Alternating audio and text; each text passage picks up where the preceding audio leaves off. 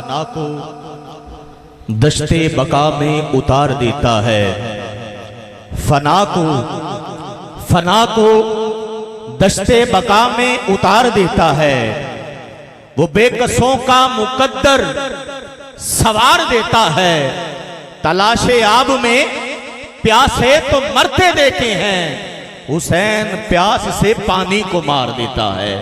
ملتمس ہوں صاحبزادہ والا شان قبلہ فضیلت الشیخ حضرت علامہ مولانا محمد حسن فردوسی الازہری صاحب، آپ اپنے خیالات کا اظہار فرمائیں گے، استقبال فرمائیے گا۔ نعرہ تکبیر، نعرہ رسالت، نعرہ تحقیق، نعرہ حیدری۔ ونصلی ونسلم علی رسولہ الکریم، اما بعد فاعوذ باللہ من الشیطان الرجیم، بسم اللہ الرحمن الرحیم۔ اقرأ باسم ربک الذی خلق، وفی مقام آخر وعلمک ما لم تکن تعلم وکان فضل اللہ علیک عظیما۔ صدق اللہ مولانا العظیم وبلغنا رسوله النبی الکریم ونحن على ذلك لمن الشاہدین والشاکرین والحمد للہ رب العالمین۔ تمام حضرات محبت اور ذوق کے ساتھ درود پاک پڑھ لیجئے۔ الصلاۃ والسلام علیکہ یا سیدی یا رسول اللہ وعلی آلک واصحابک یا سیدی یا حبیب اللہ۔ الصلاۃ والسلام علیکہ وعلی آلک واصحابک یا محمد رسول اللہ۔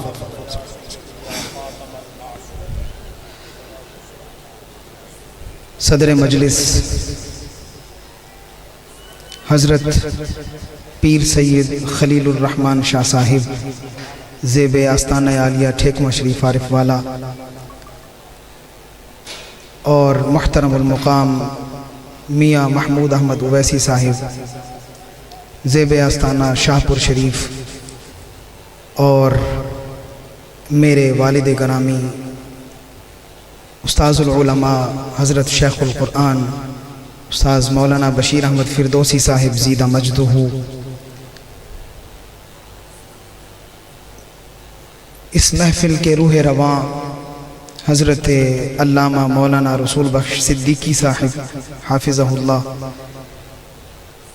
جملہ سامعین و ناظرین حاضرین مجلس، مقتدر علماء طلباء اور فضلاء، بارگاہ صمدیت میں التجا ہے اللہ کے فضل سے آج ہمیں دستار فضیلت کے اس عظیم الشان حفلہ میں شرکت کی سعادت حاصل ہو رہی ہے۔ خالق لم یزل ہماری حاضری اپنی بارگاہ میں قبول فرمائے۔ تھوڑی دیر کے لیے آپ کی توجہات اپنی طرف چاہوں گا تاکہ اپنا ما فی الضمیر آپ کو سمجھا سکوں۔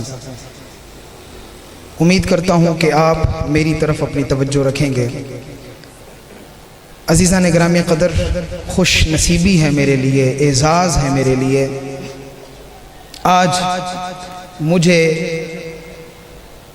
ایسی زرخیز سرزمین پر حاضری کا شرف حاصل ہو رہا ہے جہاں ہمارے استاذ، ہمارے شیخ حضرت شیخ القرآن حافظہ اللہ نے نور قرآن اپنے سینے میں روشن کیا تھا۔ میرے استاذوں کے استاذ حضرت استاذ الحفاظ حافظ احمد یار صاحب رحمۃ اللہ تعالی علیہ، اللہ ان کی قبر پر کروڑہ رحمتیں نازل فرمائے، ان کا فیض ہے اور میری خوش بختی ہے، میرے لیے اعزاز اور سعادت ہے کہ مجھے یہاں ان کی بارگاہ میں سبق سنانے کا موقع نصیب ہو رہا ہے۔ بارگاہ صمدیت میں التجا ہے خالق لم یزل مجھے حق اور سچ عرض کرنے کی توفیق عطا فرمائے۔ آپ حضرات نے اشتہار پر عنوان دیکھا ہوگا، یہ جلسہ دستار فضیلت ہے، تو صاحبو یاد رکھیے کہ دستار فضیلت کوئی چھوٹا منصب نہیں ہے۔ بدقسمتی سے الفاظ ہمارے ہاں اپنی قدر و قیمت کھو چکے ہیں۔ اب ہمیں احساس نہیں ہوتا کہ ہم الفاظ کا جامہ کن اشخاص کو پہنا رہے ہیں، اس لیے جب دستار فضیلت بولا جاتا ہے تو یہ بات ذہن میں رکھا کریں کہ جب بھی دستار فضیلت کا لفظ بولا جائے تو اس کا مطلب یہ ہوگا، اس کا معنی یہ ہوگا کہ حضور تاجدار کائنات نبی رحمت صلی اللہ علیہ وسلم کے ورثہ کے امنا نئے وارثوں کے سر پر دستار سجا رہے ہیں، اور وہ ایک نئی ذمہ داری دے کر ایک نئی فوج کو میدان عمل میں اتار رہے ہیں۔ تو یہ کوئی چھوٹا لفظ نہیں ہے، یہ بہت بڑی سعادت اور بہت بڑا اعزاز ہے۔ جب ہم اہل علم کسی بات پر بحث کرتے ہیں تو ہم شروع اس بات سے کرتے ہیں کہ کسی بھی علم یا فن کو جاننے کے لیے 3 چیزوں کا جاننا ضروری ہے: اس علم کی تعریف، اس علم کا موضوع، اس علم کی غرض۔ تعریف کا جاننا اس لیے ضروری ہے تاکہ کسی مجہول شے کا طلب کرنا لازم نہ آئے، کیونکہ جب کوئی شے بالکل مجہول مطلق کے درجے میں ہو تو اس کا حصول ممکن نہیں ہے۔ تعریف سے اس شے کا تصور بوجہ ما حاصل ہو جاتا ہے، پھر انسان اس علم میں بحث کر سکتا ہے۔ اور موضوع کا جاننا اس لیے ضروری ہے تاکہ ایک علم اور ایک فن دوسرے فن سے، دوسرے علم سے ممتاز ہو جائے۔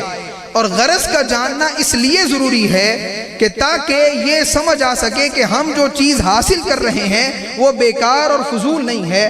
اب علم کی جتنی بھی ذیلی اقسام ہیں، جتنے بھی عناوین علم کے نیچے آتے ہیں، ان کی تعریفات کی جاتی ہیں، تو ذہن میں سوال پیدا ہوا کہ کیا علم کی بھی کوئی تعریف ہے؟ کیا علم بھی ایسا ہے کہ جس کو تعریف کے احاطے میں لایا جا سکے؟ یہ سوال لے کر جب میں اہل علم کی چوکھٹ پر جاتا ہوں تو میں نے ابن حاجب جو 646 ہجری میں فوت ہو رہے ہیں ان کی کتاب کو دیکھا۔ ان کی کتاب کا نام ہے مختصر المنتہی الاصولی۔ اب میں نے دیکھا کہ وہ کتاب ایسی تھی، اس کا نام اصل میں منتہی الصول والعمل ہے۔ وہ کتاب اس قدر دقیق، اس قدر طویل تھی کہ ابن حاجب نے اس کتاب کا اختصار کرتے ہوئے اسی کتاب کو مختصر انداز میں خود ترتیب دیا اور اس کا نام رکھا مختصر المنتہی الاصولی۔ اس کتاب میں جب انہوں نے بحث کی تو اس کتاب کو لے کر پھر اس کی شرح کی قاضی عادت الدین ایجی نے۔ ان کا وصال 576 ہجری میں ہوتا ہے، اور پھر اسی کتاب پر حاشیہ لکھا میر سید شریف جرجانی نے جو علم نحو کے بہت بڑے امام ہیں۔ پھر ان پر حاشیہ لکھا علامہ سعد الدین تفتازانی نے جو ہمارے درسیات میں بڑے مشہور و معروف مؤلف ہیں، جن کی کتابیں ہمارے درسیات کے نصاب میں شامل ہیں۔ ان کی کتاب تہذیب منطق میں ہمارے نصاب میں شامل، ان کی کتاب توضیح تلویح ہمارے نصاب میں شامل، ان کی کتاب مختصر المعانی ہمارے نصاب میں، بلاغت کے نصاب میں شامل، ان کی کتاب متفل ہمارے نصاب میں شامل۔ انہوں نے پھر اس پر حاشیہ لکھا۔ اس بات سے آپ اندازہ لگا سکتے ہیں کہ ابن حاجب کی یہ کتاب کس درجہ بلند پایا ہے۔ ابن حاجب جب علم کی تعریف کرتے ہیں تو انہوں نے کہا کہ میں ایک تعریف تمہیں دے دیتا ہوں۔ پھر انہوں نے اس پر بحث کی قاضی عادت الدین ایجی نے۔ بعض علماء یہ کہتے ہیں کہ علم کی تعریف کی جا سکتی ہے۔ قال بعض العلماء العلم يحد وقال البعض لا يحد۔ بعض علماء نے کہا کہ علم کی تعریف کی جا سکتی ہے، بعض نے کہا علم کی تعریف نہیں کی جا سکتی۔ اب جنہوں نے کہا علم کی تعریف نہیں کی جا سکتی ان میں امام غزالی بھی شامل ہیں، المستصفیٰ میں انہوں نے یہ بات بیان کی۔ انہی میں ابو عبداللہ امام الحرمین ابو عبداللہ الجوینی بھی شامل ہیں۔ وہ یہ کہتے ہیں علم کی تعریف نہیں ہو سکتی لعسر تحدیدہ، اس لیے کہ اس کی تعریف مشکل ہی بہت ہے۔ جب مشکل ہو تو ہم علم کی تعریف نہیں کر سکتے۔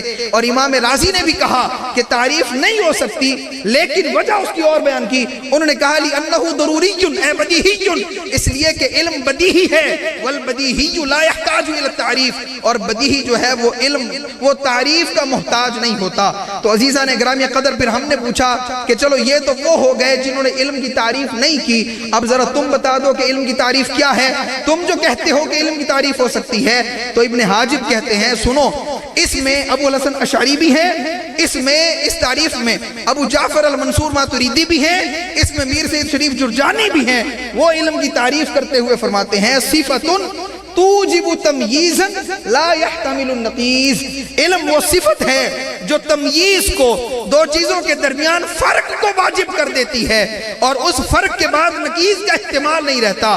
لیکن اس تعریف کو سعد الدین تفتزانی نے پسند نہیں کیا، میر شریف جرجانی نے پسند نہیں کیا۔ میں جانتا ہوں بات تھوڑی مشکل ہے، لیکن اہل علم اس کو سمجھ رہے ہیں۔ میں انشاءاللہ آپ کے لیے بھی کچھ عرض کر دوں گا، پریشان ہونے کی ضرورت نہیں۔ میں نے کہا کہ صفت وہ ہے، علم وہ صفت ہے جو ایسی تمییز کو، ایسے فرق کو واجب کر دیتی ہے جو اس کے بعد نقیض کا احتمال نہیں رہتا۔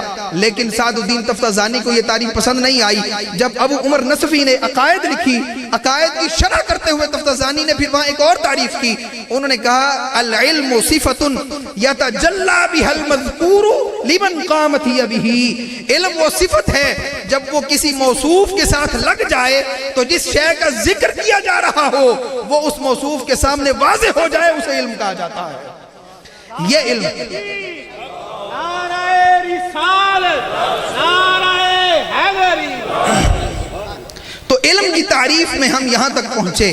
پھر اس کے بعد عزیزان گرامی قدر جب ہم غور کرتے ہیں تو یہ اختلاف پھر بہت طوالت پکڑتا ہے، کہیں کسی نے تعریف کی کسی نے نہ کی، لیکن بہرحال ہم نے پوچھنا یہ تھا کہ اے اہل علم تم بتاؤ علم کی تعریف ہو سکتی ہے یا نہیں؟ تو علم کی تعریف بعض نے کر دی اور بعض نے نہیں کی۔ اب اگلی بات یہ ہے، علم کو حاصل کرنا ہو تو اس کے لیے کچھ ذرائع کی ضرورت ہے، بغیر ذرائع کے علم حاصل نہیں ہوتا۔ پہلا ذریعہ علم حاصل کرنے کا وہ ادب ہے۔ پہلا ذریعہ کون سا ہے؟ ادب ہے۔ حضرت سفیان ثوری جو حدیث میں ثقہ کے درجہ پر فائز ہیں، حضرت امام سفیان ثوری فرماتے ہیں لا ينبغي للرجل ان يطلب العلم حتى يعمل الادب 20 سنہ۔ فرماتے ہیں آدمی علم حاصل نہیں کر سکتا جب تک کہ 20 سال وہ ادب پر عمل نہ کر لے۔ ادب کے بغیر علم نہیں۔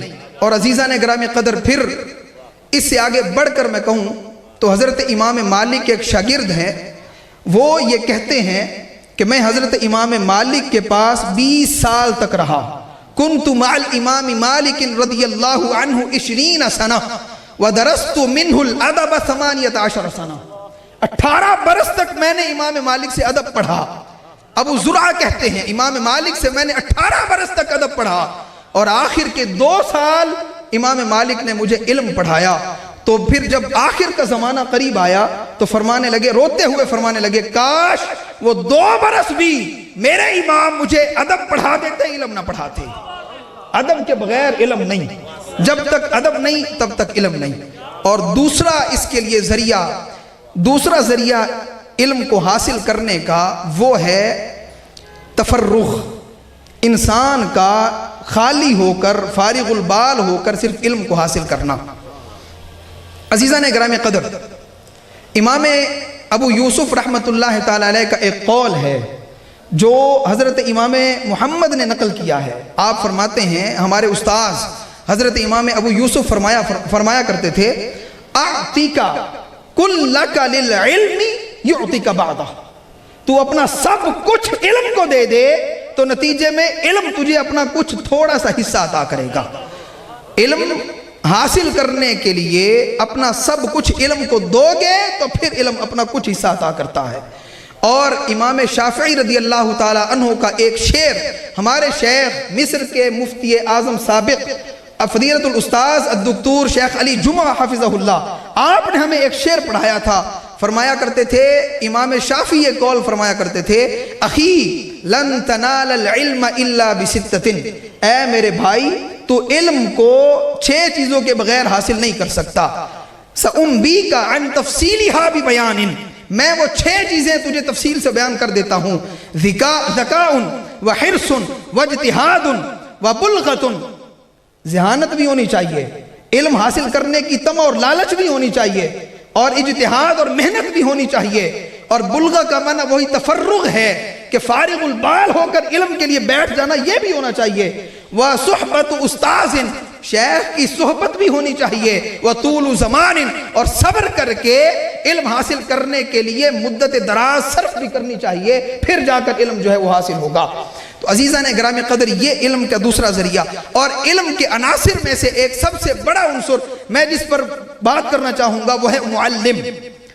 علم جب تک معلم نہ ہو حاصل نہیں ہو سکتا، علم معلم کے بغیر حاصل نہیں ہو سکتا۔ اور میں بلا ریب بلا شک پورے تیقن کے ساتھ، پورے یقین کے ساتھ یہ کہتا ہوں کہ اس کائنات عالم میں معلم سے بڑھ کر کوئی رتبہ نہیں، اس کائنات عالم میں معلم سے بڑھ کر کوئی رتبہ نہیں۔ اب آپ پوچھیں گے کیسے؟ آئیے قرآن سے پوچھتے ہیں۔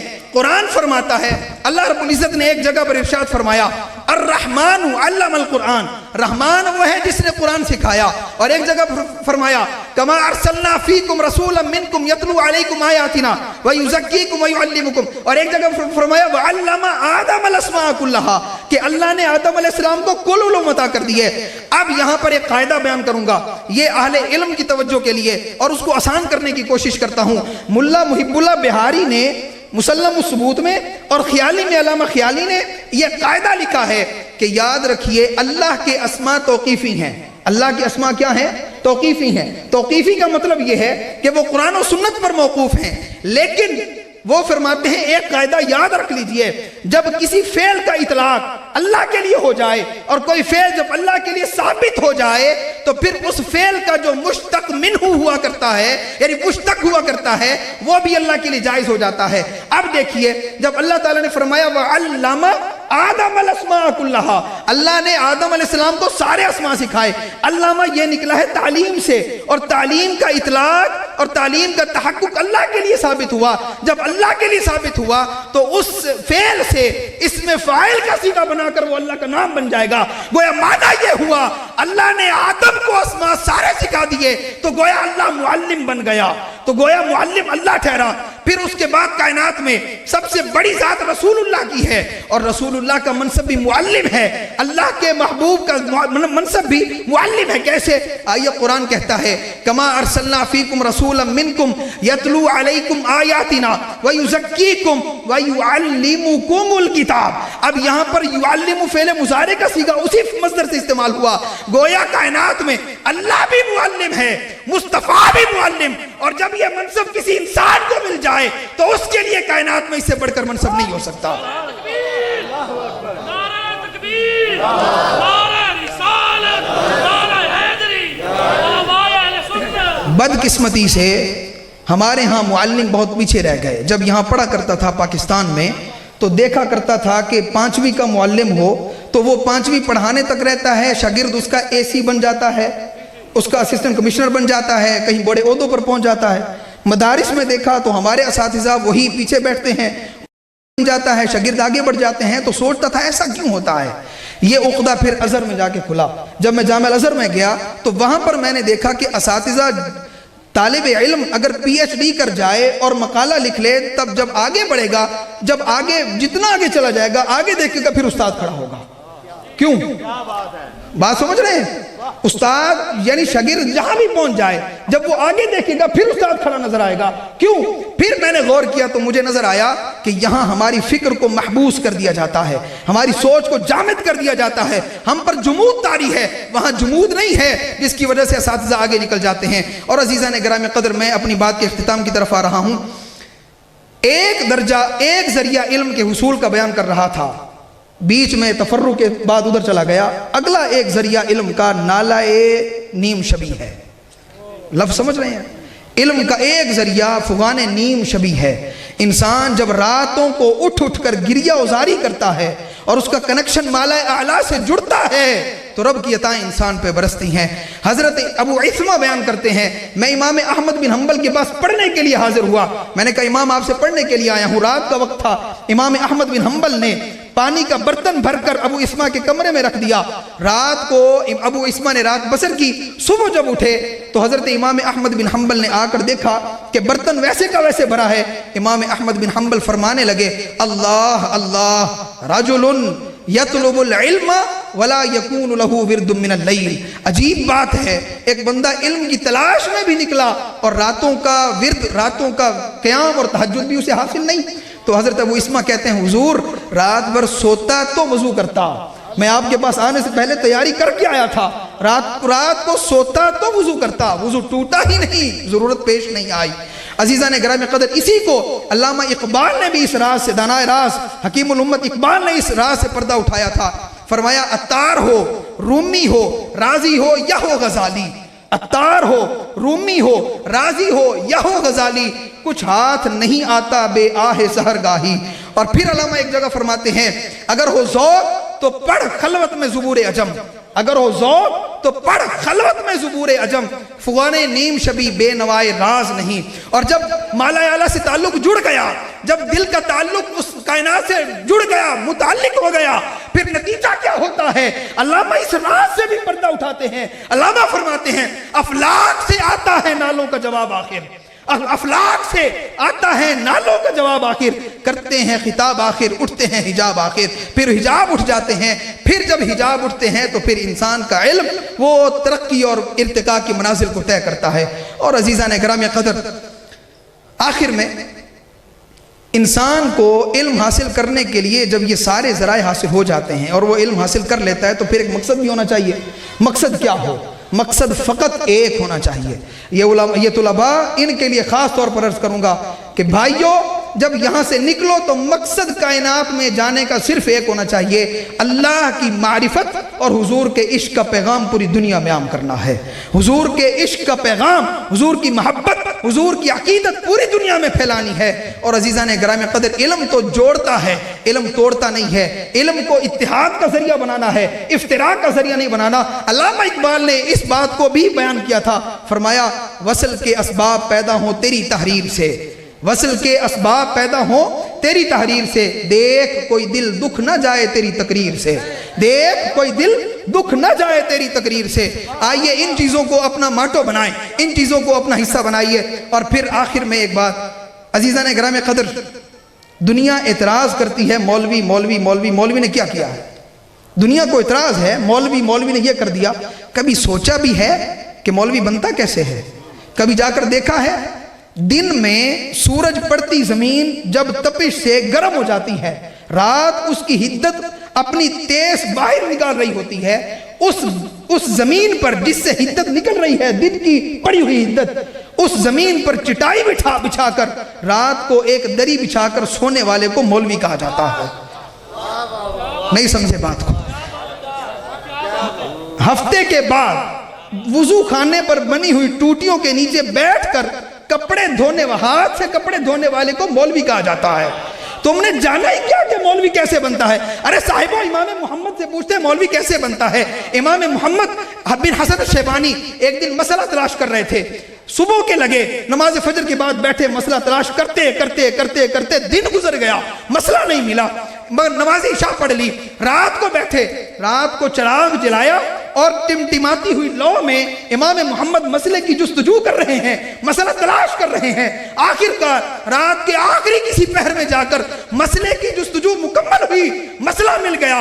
امام محمد نے جملہ کہا آب زر سے لکھنے کے قابل، فرماتے ہیں اس وقت ایک بادشاہ اپنے آرام دہ محل میں سکون کے بستر پر پھولوں کی سیٹ پر سویا ہو، اسے بھی وہ سکون میسر نہیں جو احمد بن حنبل، جو محمد بن حسن الشیبانی کو یہاں اس کمرے میں چراغ کی ٹمٹماتی لو میں مسئلے کی تلاش کے بعد جو سکینت، جو سکون اللہ نے اس پر نازل کیا، وہ کسی اور کو کبھی مل ہی نہیں سکتا ہے۔ عزیزان گرامی قدر، نعرہ تکبیر، نعرہ رسالت، نعرہ رسالت، نعرہ رسالت، نعرہ حیدری۔ یہ گل دوبارہ کریں، یہ گل دوبارہ کریں استاد۔ کیا بات ہے، کیا بات ہے، اللہ سلامت رکھے۔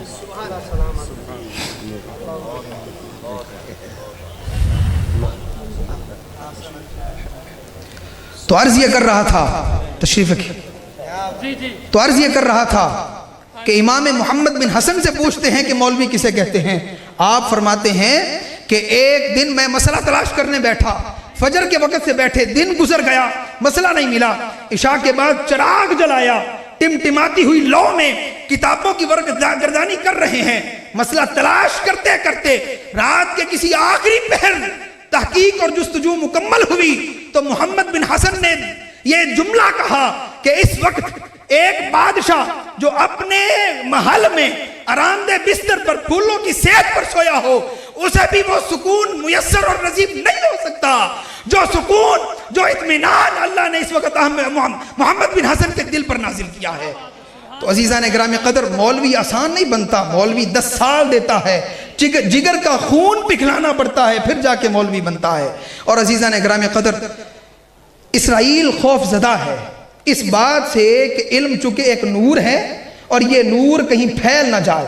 اگر یہ نور پھیل گیا، میں بڑا حیران ہوا حضرت، میں بڑا حیران ہوا ایک دن 2023 میں جب اکتوبر کے اندر اسرائیل نے غزہ پر حملہ کیا تھا، تو کچھ وقت کے بعد غزہ میں ازہر کی ایک برانچ ہے، غزہ میں ازہر کی ایک فرع تھی، اس فرع پر ڈائریکٹ میزائل حملہ کر کے اس برانچ کو مسمار کر دیا گیا، منہدم کر دیا گیا۔